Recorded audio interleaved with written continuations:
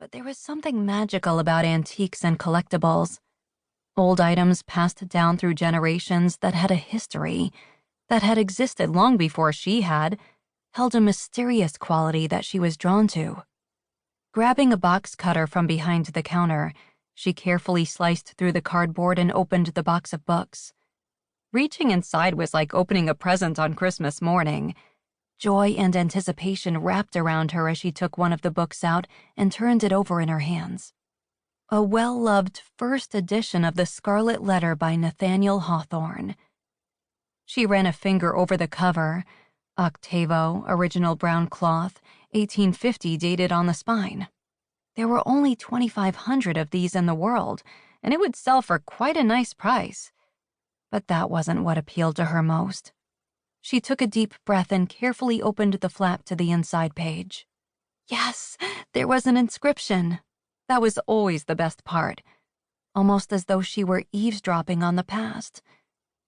To my dear Michael, may this book take you on a fantastical journey. All my love, Rose. Ellie sighed. Michael and Rose. What had their lives been like back then? Who were they? What had they meant to one another? Relatives or secret lovers? She brought the book to her nose and inhaled deeply. "Were you just smelling that book?"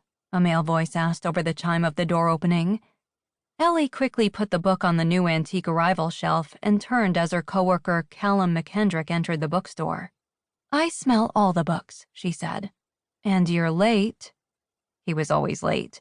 It was almost endearing how predictable his lateness was. Like, if he ever arrived on time, she'd know something was wrong. He breezed through life without a care to societal conventions like being on time for work, and got away with it. "Only 4 minutes," he said, checking an imaginary watch. "Better than yesterday." She laughed and shook her head. Better than yesterday. "What have we got?" he asked, rolling up the sleeves of his light blue shirt and bending at the knees to peer inside the box. His thick, dark hair fell into his face and he pushed it back. Everyone in town called him Clark Kent because he looked exactly like the fictional superhero at 6'3", with a muscular build, wide shoulders, and a broad chest. His jet black hair was always slightly too long, and his dark-rimmed glasses did nothing to tame the sex appeal he radiated. Ellie liked to believe that their regular customers came in for the literary experience and wide selection of art the bookstore provided, but it probably had more to do with the sexy bookseller. "This is that estate donation from the lady who called yesterday," she said, making room on the shelf for the rest of the books. She couldn't believe the condition they were in. Someone must have cherished them enough to preserve them and take care of them. A lot of the old books that came into the store needed restoring, but not these. "I can't believe none of his children or grandchildren wanted these," Callum said, taking out a copy of Moby Dick. "These look like they could be first editions." "They are," she said, pointing to the date on the spine. "That's why we will be selling them for a small fortune." "Also because you don't want anyone to actually buy them," he said with a wink. No doubt that little flicker of an eyelid had women fainting in old 1800s fashion. But Ellie was immune to Callum's charm. He was at least several years younger than her, and he flirted as often as he exhaled. "I don't do that," she said. "Yes, you do." "Fine. You know me too well," she said with a laugh. But her smile faded as her cell phone chimed in her pocket.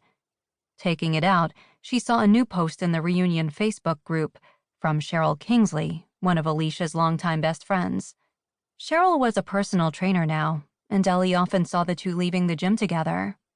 "Can't wait to be reunited with my wild cougar family. Do we have a venue yet?" Immediately, little dots appeared that showed someone was typing, and seconds later, Alicia's reply appeared. "Not yet. You know me. Brilliant ideas, zero execution skills." Ellie shook her head. It was so like them to try to organize a last-minute event without actually organizing anything. Years ago, it was the same. The student council would meet and come up with great ideas, but then no one stepped up to do the actual work, besides her and a few others that no one gave credit to in the end when the events were a success. Alicia hoped